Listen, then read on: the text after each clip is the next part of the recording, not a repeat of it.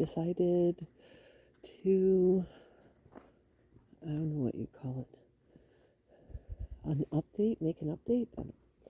Um, um, of what has been going on. What's been going on is I've been forced to move with almost no warning and absolutely threw a spanner in my plans. And it's been incredibly stressful because basically there's nothing available. I mean, if you want to spend, you know, say $40,000 a year to rent an apartment, and I am not like exaggerating that amount, then yes, there are a few that you could choose from. But if you want to be even slightly reasonable, there's almost nothing. There are a lot of scammers out there, and that is disgusting. My favorite one, I was like, oh my God. My favorite one told me this sob story about how the owner's somebody, grandfather or something, died, and so they were not available. The house would be available for viewing in a week as of the 15th. And if I wanted to be on the list of people who are allowed to view the apartment, then I needed to now, to secure my spot, send 1 month's rent and 1 month's worth of security deposit that would be refunded if I didn't actually take the apartment. And I'm like, what? So it's like, and that was relatively high. That was like $3,500 or something that I'm supposed to send somebody. I think that the fireflies are out already. Yes, they definitely are. Or else there's like a ton of glittering trash in there. I don't know. Glittering trash. That's how I feel. Anyway, the scammers are terrible, and it's like I don't trust people already, and then I've got the scammers, and I'm like, how do I trust anybody? I did find an actual real apartment, and I know it was real because as I was talking to the person discussing what they needed in order to start an application,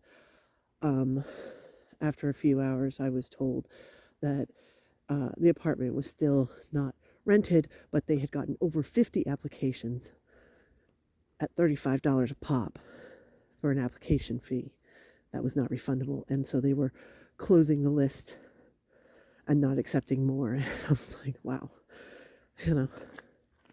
an actual real, one, it was a real apartment, and two, they were, humane about it and not taking more money from people that, I mean, they already had 50 people lined up. There's no way that 50 people would apply for an apartment and not have the means to pay for it, or would have a background check that said that they were, criminals. I had another one. I mean, harass me, because they wanted $100 for a background check. I was like, nope. I know how much it costs, and that is 3 times as much. And no. And since they sort of had me on the hook, I just kept getting email about it. And then another one is sending me emails. It's absolutely hilarious. It's like this whole spiel email, and at the end, in little brackets, it's landlord's name or something like that they didn't even switch out. because it was a scam. I mean, I'm just, oh God. Um, that's really bad. I mean, what I want to say is like such a cliche thing, and it's probably going to tear people off what I'm saying, and other people are going to go, 100%. But for a person with avoidant personality disorder who doesn't trust anybody, this is like the textbook definition of something that would trigger somebody. It's like, what is this? How can I trust anybody? But I do have an appointment to view an apartment tomorrow. Thank God. Thank God I got something. It's got to be real because I haven't paid a penny. I'm just going to see this thing now. I mean, obviously, other than seriously, I think that an application fee or a background check fee or whatever, if they wanted me to pay that, sure. I mean, I could do it myself and then give them a link, let somebody else deal with that crap. Yeah, whatever. I don't know. By this time tomorrow, I might have signed a lease. Would be amazing. Then, of course, I've got the financial problem, which is this was not on the books. And just the way I am. I mean, it's definitely something that I, dealt with growing up. The unworthiness crap. I feel really uncomfortable having like a lot of savings. I usually have the amount of savings that a normal person would want. So in other words, and everything beyond that I travel with, because what do I need anything ever more than say a month's worth of expenses for? And my monthly expenses are pretty low. It would horrify people if they saw I keep, because I don't have, like, if anything like blew up on my house, well, I rent, so the landlord would take care of it. It's not me. If my car goes down, all right, yeah, I can replace one because I've got a guy who is perfectly willing and able to sell me a cheap car that would drive for a few months until I could save up to buy a car that will last a couple of years. That's how people in the rural world do it. So no problem. That would not be an issue at all. I would just shift my saving and spending to getting a new car. The first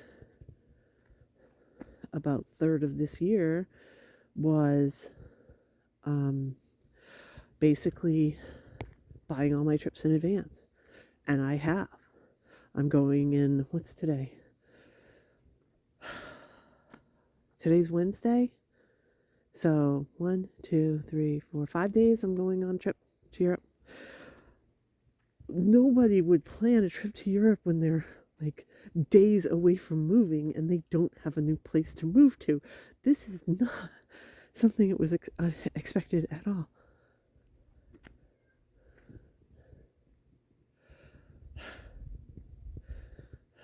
Oh, Poppy wants to go visit the ghost. Let's go visit the ghost. There's some cat that's not mine over there, meow. There's Perry right there. There's Poppy up here. He wants to go see the ghost. Let's go see the ghost. This might be the last time I'm doing this walk. Sorry, I'll have to find something else to do. Maybe I'll actually have my face in the video. God, horrors, right? Okay.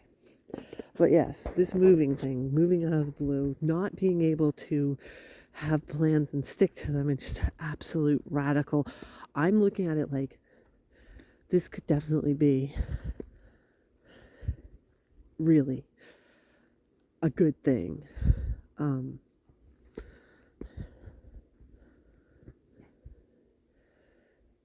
I mean, it's crazy by the number of, I don't know. I mean, this place that we moved here for a really specific reason. Um, it's got a very strange layout. Purposefully, it's like sort of like a coil shape. It's not straight, it's not square. There's nothing connecting. You have to go through rooms, room to room to room to room to get from one side of the house to the other. So it would be a square, except one corner is completely blocked and you can't go through it. So it's like a C shape on purpose, because my bedroom is at one end of that C and my son's was at the other end, and there's a stairwell between us. So we're technically kind of close to each other, but we were as far apart as we could possibly be. I mean, it was a good 2 to 3 minute walk to get from my bedroom to my son's bedroom. And this outer hall between us, so there was not a wall that we shared, so it was also soundproofed for the most part. Except with my son would pace and thump and keep me awake because it would shake the entire house. But it's like he could like have his television on or something like that, and I would not be able to hear it. And we were pretty separate, away from each other, which was good for privacy, as far as I was concerned. Like, I have never, oh no, that's not true. When he was like 2 years old, we had a bedroom that shared a wall. But since then, no. I don't understand how parents can have and share a wall with their kids' bedroom. That's just like wrong to me. And I know that's how most people live, but I don't get it. I like the idea. I mean, we almost had like separate wings, the way this place was set up. But because of that, you know, about half of my living space I just never used. I'm totally used to the idea that that was his room, that was his space. I just never ever went in there. Still, I never go in there. So it would be interesting to have more space to actually use. I mean, this place I think that I'm going to look at tomorrow technically is bigger. I don't know. Whatever. Do I need all this space? No. Do I need all that space? No. Do I need a space? Yes. I seriously thought that I would be downgrading to like a studio, because for living, that's all I need. If I'm going into a 2-bedroom and I'm not using the second bedroom, the second bedroom can be storage. I totally plan to have to buy a storage unit for all my stuff. I can just keep it in there. It's cool. Or I could use it as an office. I don't know. I haven't even seen the place, so I don't know. But the fact that I found a place at all is kind of a miracle. Do I think I'm going to get it? No. Do you think it's great that I've actually gotten that far? Yes. Because especially this week, when I really started looking, because what I did was I found out about this about a month ago. And the first 3 weeks I was like, okay, I need to pack ASAP, because I knew I'm going to Ireland next week.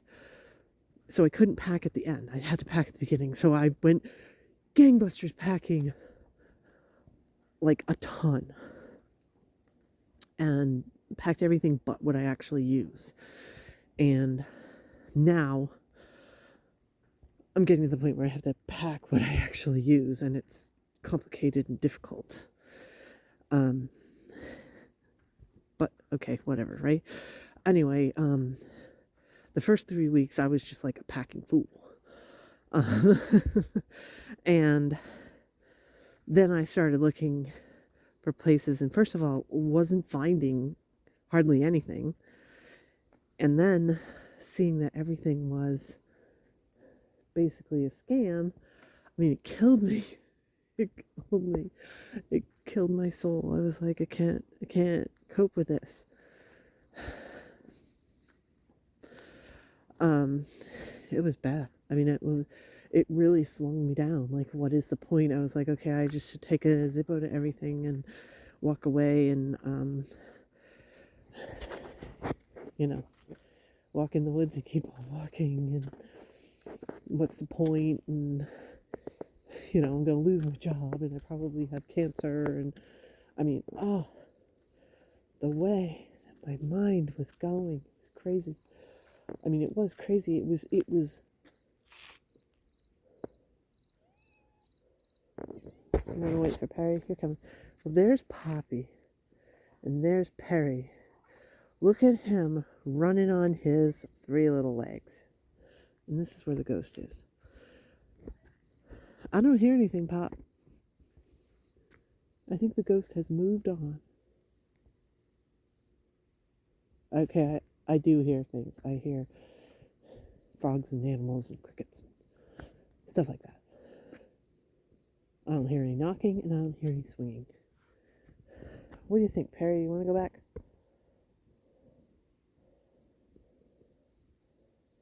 Huh? Okay. So, how did I cope with this? I mean, low. I was acting depressed. Was it straight up depression? Probably, technically, except it was short term, but it felt really long. Like, I keep looking at the calendar and I keep thinking it's so much later in the month that it is, and time is going so slowly, which is classic part of depression. I'm trying to make a distinction here that will probably annoy people. I'm sorry. I just don't think it's lasted long enough. And I think I'm functioning too much. I'm going to work literally every day. Like, I'm kind of like, oh my God, thank God I'm going to work. Like, I'm going to be doing the 14-day stretch right up to the night before I get on a plane and go to Europe. And thank God for that, because it's a distraction. And we've been training people, which is usually the worst part. I mean, first of all, because when you're training somebody, they're getting the money, not you. So you make him far less than what you would normally make doing the same job. And it's new people and it's interacting with them, but it's something to focus on that is not the wild and crazy, I'm going to be homeless. I'm going to be homeless. I'm going to be homeless. I'm going to be homeless. I'm going to have to get rid of all 4 of my cats. I'm going to be homeless and broke. And how am I going to work if I'm homeless? This is a problem. Constant. And it's not even like ridiculous. It's not even like, well, I'm just not getting out there. It's like there is nothing to get. But hopefully I found something. And hopefully I'll even get it. And I don't care how expensive it is. I mean, within reason. It's the top end of my budget. I'll just work harder. I'll get a second job. Why not? Why not? Like, why not? I don't do anything. I have no life. Why not? My life is work lately. Truly. It's work, taking care of the cats. I mean, my life used to be taking care of my parents and my kid. Not anymore. I've heard of divorced men who work all the time and get a second job just because what else is there to do? There's nothing. They don't know what else to do with themselves. There's nothing to do. I can kind of relate. um, I mean, there's work and the stress, and it's piling on, and I need a break. And then every once in a while, something like this happens where thank God there's work because it's a distraction from real life.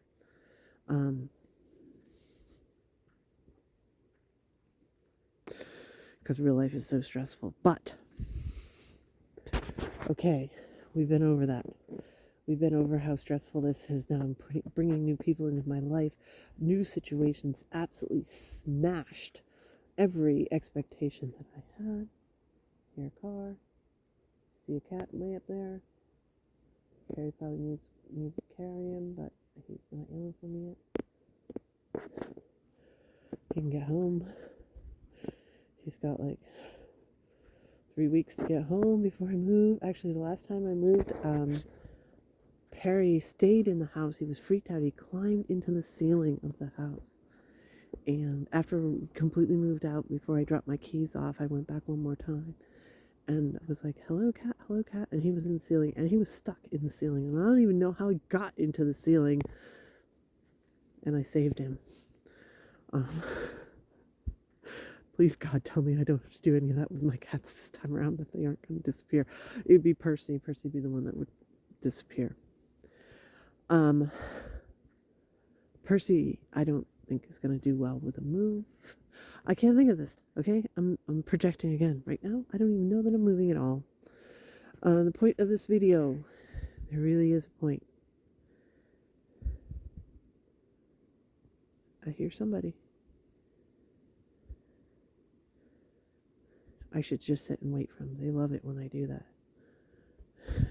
Really, I don't know why. Anyway, I realized, talking to somebody else, I actually asked 2 people for help today. And one of them was my previous landlord, the guy who sold the house. I was like, oh yeah, I have to move because the rent is exploding. Could I use him as a reference? Which, by the way, this is like sort of a normal financial transaction type thing. And he said yes. But it was like a relief because I'm like, oh my God, what if the guy said no? What if he's like, I'm done with that house. I want nothing to do with it. And yeah, you're on your own. I mean, they could do that. There is nothing like legally binding that says he has to be a roommate. He has to be a reference. So there was a chance he could have said no. But he said yes. I was like, oh my God. Definitely a car is coming. Please, cat, get out of the road.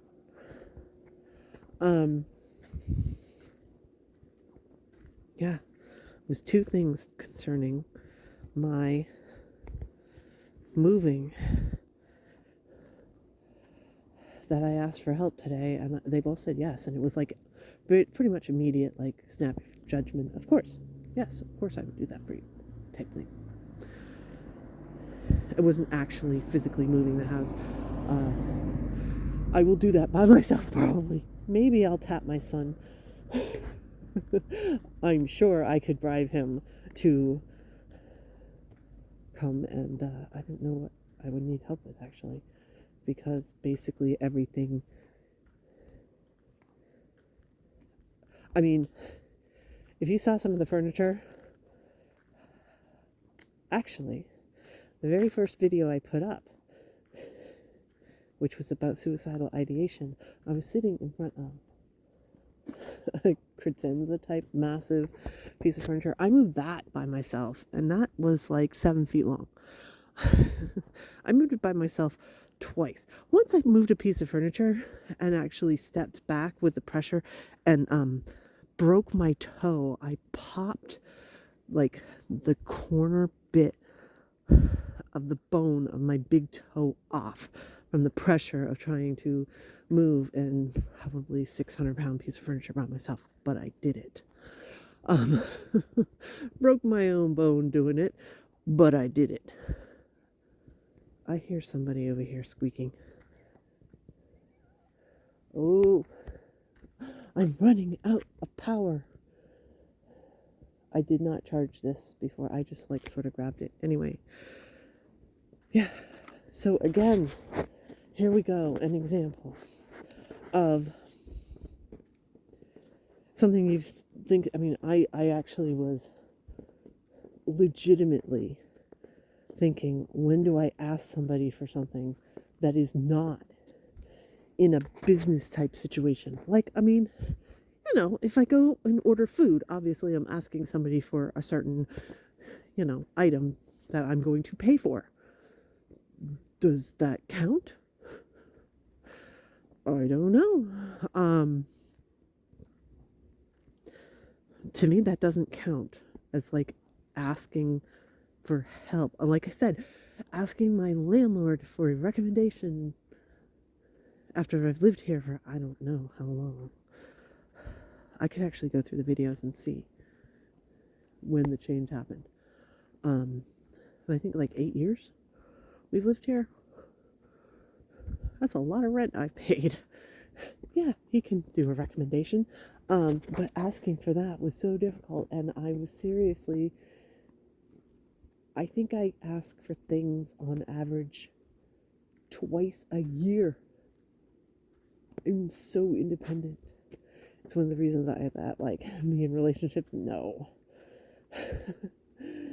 I remember explicitly being yelled at, schooled by somebody I was dating because, see, I'm gonna be oh, I don't really remember. I remember exactly. I was starving to death. I was just seeing spots, starving, so hungry. And finally I snapped, aren't we going to get any food? It was no, you need to speak up. We can stop for food anytime. I have money, you have money, we have time, doesn't matter. Always we can stop. You don't have to wait for me to get hungry and get food for you to speak up and say, I'm hungry, I want something to eat. Just because I was a passenger, I mean, I'm so used to that. Because growing up, God damn it, if you're a passenger in the car, you keep your mouth shut and you are just being drug along, whatever. The driver wants whatever their whim is what you are going to be required to go along with. And whatever you want or desire or need doesn't matter. Sit in the back seat and wet yourself because you better not speak up that you have to pee, that sort of thing. Which, by the way, I never did. Thank you very much. But my sister did. And my mother did in the car. So me asking for anything, it's definitely a reason I can't be in relationships, even friendships. Because if I'm actually in a friendship with somebody in person, then, I have to go along with everything that they suggest. And if I need something, it doesn't matter. I could be friggin' bleeding to death. I'm going to have to just sit there and shut up and deal with it until the conversation is over and that person leaves. And thank God they've left, because I can keep myself from dying right now. And I know that seems crazy and exaggerated, but I have done that in the past. Had a cut that started, and I actually have a blood clotting disorder. So this is not just a joke thing. This is real. I can actually bleed to death if I don't take care of it, and would feel the blood seeping down my leg or something, and I'm just plastering a smile on my face and waiting, and please will you shut up and go away, because I could bleed to death. That's been years. Oh my God, listen to me. Can you hear the anxiety? It's been years since I've had that sort of extreme reaction. um, to, it's so much easier. There's a reason people are avoiding. It's so much easier to not lean on people and have them in your life and have anybody have the power of saying no or have the power of disapproving or feeling put out or judging or anything like that. I can't deal with it. I can't cope with it. I can't. So if I'm by myself and I do things for myself and I never ask for help, I don't have to deal with whatever the percentage of chances are that I won't get the help that I need. So I will never be in a position where I am dependent on anybody else. I've talked about my finances. You know what that's about? No way in hell am I going to owe payments on anything because, signing the lease, going, oh my God, how much money do I have to pay in this year? You know what? What happens if I break my lease? Okay, they might come after me for it. Possibly. There'll be some stupid lawsuit or whatever. Maybe. But probably they'll just rent it out and it'll be done and they'll be pissed at me and it'll be a black mark and I'll never be able to rent from them again. Let's be real. Especially if you have a real reason for it. I mean, I'm sure corporations that are being like, nope, excuse me, you still owe me $6,000 and you're going to pay it. I'm sure somebody somewhere has had to deal with that. And probably the same people that are like, you owe me $6,000 and you got to pay it, also rent the damn thing out the next month so they're getting double paid.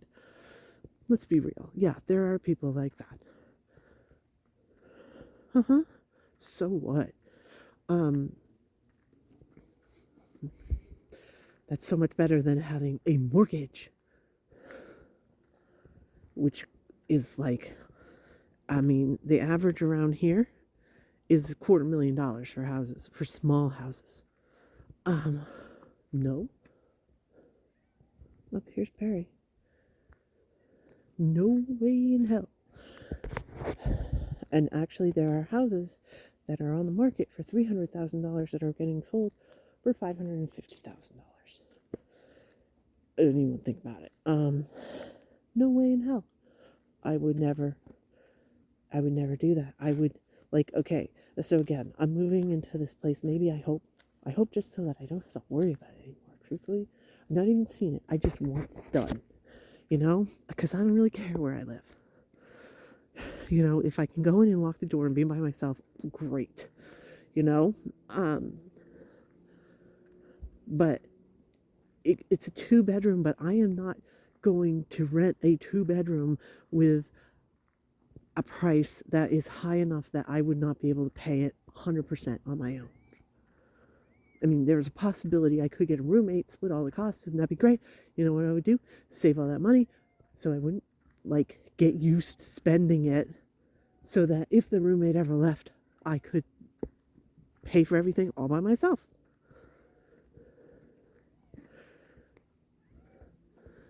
Because that's the reality. No way am I depending on anybody else. And even just asking for help is so anxiety provoking. Okay. I have to stop this because Perry is clearly having issues. I don't know if you can see him. But he's there's the way he normally humps, and then there's limping, and he's limping. So I need to pick him up. Anyway, so when he's huffing and puffing, poor guy, he's gone too far. On 3 legs, definitely too far. Yeah. This is hitting me hard. This is hitting me hard enough that I'm like, I probably should be in therapy, and thank God I'm not, because I don't have the time and I don't have the money for it.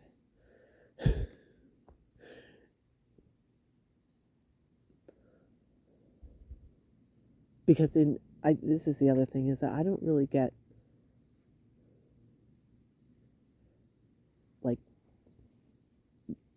productive stuff out of therapy. That's why I'm not in it all the time.